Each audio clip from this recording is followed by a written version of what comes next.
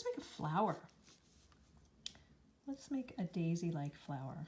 First make the center of the flower, then make a petal that goes out, and another one. I'm just going to keep making these petals all the way around. They're like really long, skinny U shapes.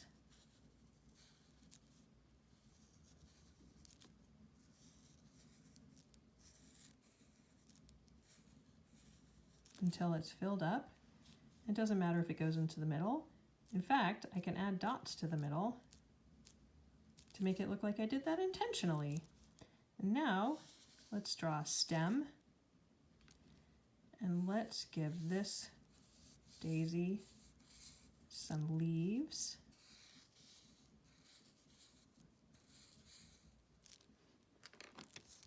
And there's our daisy. Let's give it some ground. And we can even go back and give it some shading.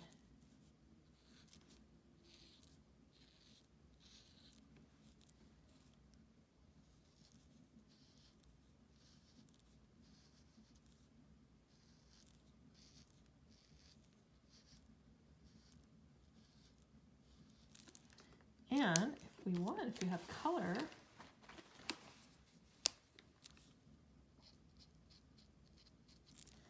color in the middle and give the leaves some color.